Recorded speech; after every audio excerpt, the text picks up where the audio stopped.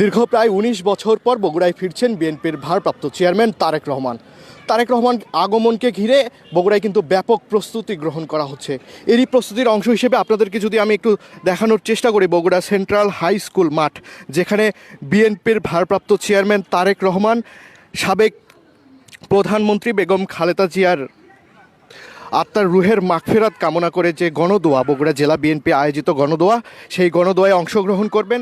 সেই high school মাঠকে কিন্তু একেবারে রঙিন করে তোলা হয়েছে, রঙের কাজগুলো শেষ মুহূর্তে করা হয়েছে। এবং এই মুহূর্তে আপনাদেরকে যে বিষয়টি দেখাতে চাই, যেটি চলছে শেষ মুহূর্তে, সেটি হচ্ছে ইন্টারনেটের বাড়তি চাপ সামাল দিতে বেসরকারি মোবাইল অপারেটরের একটি অস্থায়ী টাওয়ার এখানে কিন্তু স্থাপন করা হচ্ছে। দর্শক, আপনাদেরকে যেমনটি জানাচ্ছিলাম যে ১৯ বছর পর বগুড়ায় আসছেন তারেক রহমান, এবং তারেক রহমান সর্বশেষ ২০০৬ সালের ২৪শে ডিসেম্বর তিনি কিন্তু বগুড়ায় এসেছেন। এবং দলীয় সূত্র আমাদেরকে যেমনটি নিশ্চিত করেছে, আগামী ১১ই জানুয়ারি সন্ধ্যা বা রাতের দিকে কিন্তু তিনি বগুড়ায় পৌঁছাবেন, এবং এরপরে ১১ জানুয়ারি রাতে থাকবেন বগুড়ায়। পরদিন ১২ জানুয়ারি সোমবার বেলা ১০টা বা ১০:৩০টার দিকে কিন্তু এই যে সেন্ট্রাল হাই স্কুল মাঠ, যেখান থেকে আপনাদের সাথে এই মুহূর্তে যুক্ত হয়েছে, এইখানেই কিন্তু সাবেক প্রধানমন্ত্রী খালেদা জিয়ার আত্মার মাগফিরাত কামনায় জেলা বিএনপির গণদোয়া কর্মসূচি এখানে অনুষ্ঠিত হওয়ার কথা রয়েছে, এবং এখানে কিন্তু তারেক রহমানের যোগদান করার কথাও রয়েছে।